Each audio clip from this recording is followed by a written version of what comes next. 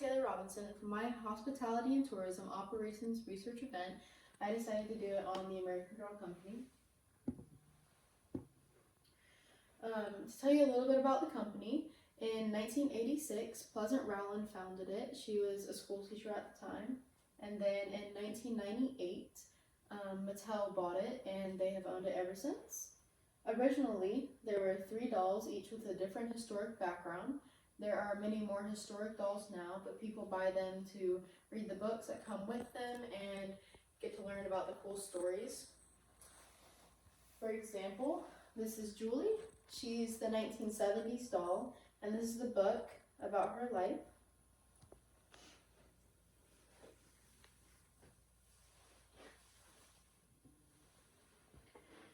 In 1995, American Girl came out with the second line of dolls. These are the Truly Me dolls, and girls can buy these if they want a doll that looks just like them. They get to create their own personality, dress them however they like, and they even get to name them. And she looks just like me.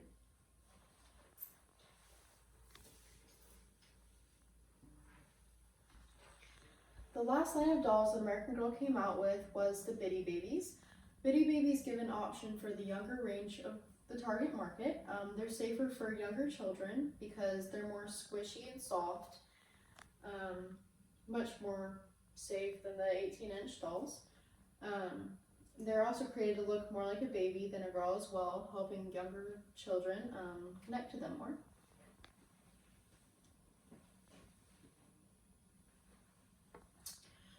American Girl also sells many accessories to go along with their dolls. They have outfits for every occasion, Halloween costumes, pajamas. They even have matching clothes so you can swim with your doll. In some stores, they have places that you can go and pay $15 to either get your doll's hair done, however you like, or get their ears pierced. In some locations, they also have bistro cafes where you can go and have a seat for your doll at the table. And you can eat with your whole family. This is the SWOT analysis that I've come up with the information. I'll expand on all these topics later on in the presentation. But the strengths that I found is name recognition, and they're owned by Mattel, which is a large toy company. The weaknesses are they have very high prices, COVID-19, strategy issues, and that everything is made and manufactured in China. The opportunities that I've found is that they need to get back to what originally made American Girl popular, sell lines and lower cost, and better internet design and sales. And the threats that they have are other competitions such as the dolls that Amazon sells and Target has a brand, and diluted product lines. The description of the community. Our primary target market is girls ages 3 to 12. Our secondary target market would be their parents because most girls at this age aren't going to be purchasing the dolls themselves. The psychographics are people motivated to buy dolls with historical significance and they want to learn about the stories behind them. And the geographics are the United States and Canada.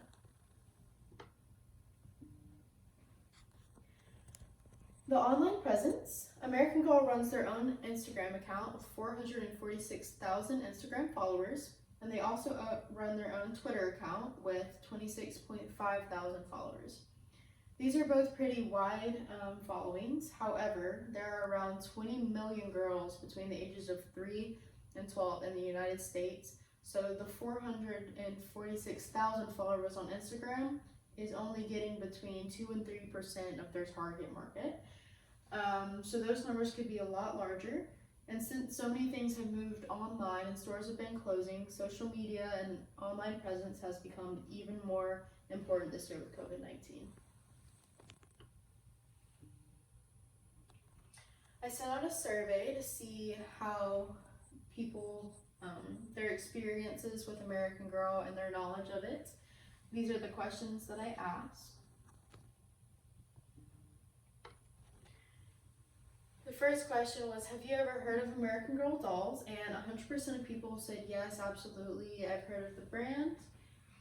The second question was, have you ever heard of Welly Wishers, which is a product line of American Girl? And have you ever owned one? 19% of people said yes, I have heard of them, and 14% of that 19 said yes, I own one, or I did own one, and 67% said no, I have never owned one.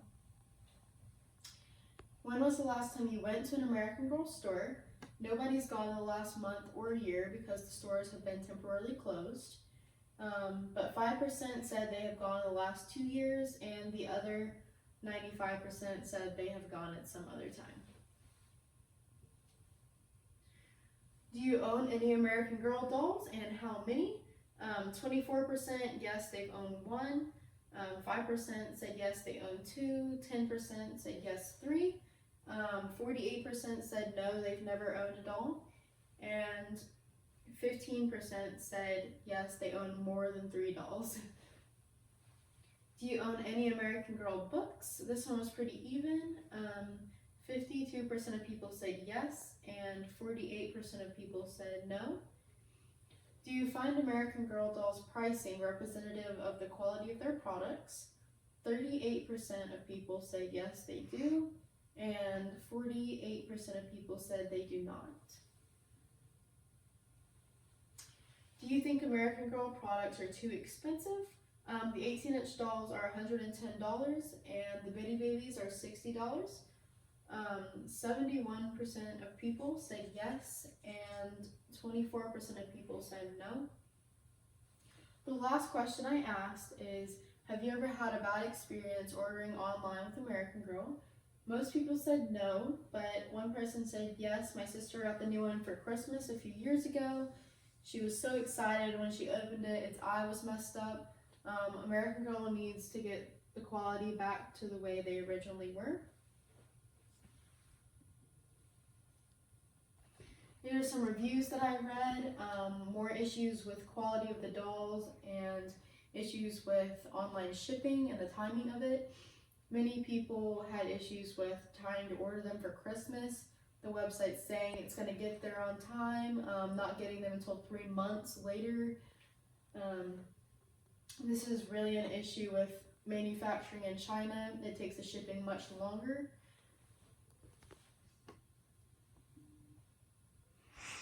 These are the findings. American Girl has a strong brand presence. Many people know of their brand, their name. However, they've been struggling with sales falling 25% between the years 2013 and 2017. In the fourth quarter of 2018, they dropped by 20%. And then the net sales were down 1% in 2020, as well as high online orders. Major quality and shipping returns in 2019 and 2020. This is mostly, again, because of the manufacturing in China taking much longer to ship it. And also, all of the new orders coming in because of COVID-19. No one's able to go out to the stores. American Girl was not prepared to do all of this. American Girl also diversified its product line to the point where it's removed what had originally made it successful. They lowered the quality of their products and the prices of them. They need to move the prices back up and the quality. COVID-19 has definitely put a damper on them. I mean, they kept all the customers out of the stores and permanently closed 3 stores, including Atlanta. The objectives and rationale is to get American Girl back to the way they originally were, higher priced dolls and very high quality, and really reach the target market that's going to be able to pay for those dolls and can afford them. American Girl needs to keep their stores in the major cities such as New York, Atlanta, Houston, San Francisco, and Canada. People used to take vacations to these places just to go to the American Girl store. That's what made it special, exciting. You couldn't get them everywhere like you can now. And they need to get rid of the lower line pricing dolls and stop competing with other companies. They can't compete with price.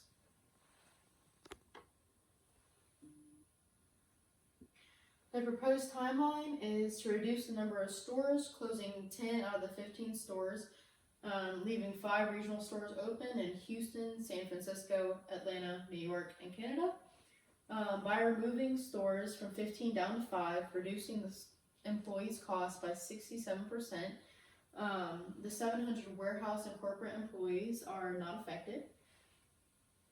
They need to reduce the product line, sell off the Welly Wishers, investigate foreign markets to create new product lines with the existing infrastructure, refocus online marketing to the key target groups, and everything is made and manufactured in China. They have a bad rap right now because of COVID-19. Everything needs to come back to the US like it used to be. This is my KPI report. Reducing the store cost by reducing the number of stores is going to immediately reduce the employees' cost by 67%.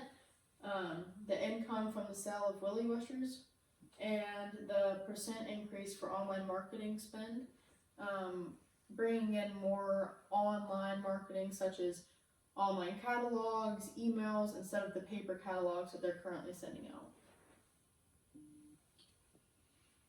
The COVID-19 virus has led to customers not being able to shop in the stores because they're temporarily or permanently closed.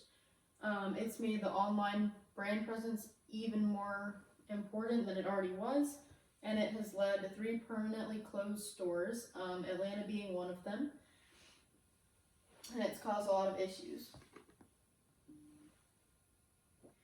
This is the proposed budget. Getting out of the leases of the 10 of 15 lots, assuming that each is worth around $1 million, would bring in $7.5 million. Decreasing employees, estimating that each worker worked 1,200 hours a year for $20 an hour, would bring in approximately $16 million per year. Estimating that Welly Wishers is 10% of American Girl sales, selling it at a factor of 2.5 revenue, has a value of $67 million. Increasing online by 20% and decreasing direct mail by 20%, meaning online emails, online catalogs instead of paper. Those will offset cost. And the one-time cost of moving manufacturing completely to the US to help shipping and moving things much faster, having everything here, will be a one-time cost of $25 million. Bringing the total to $65.5 million that we'll be bringing in. Thank you.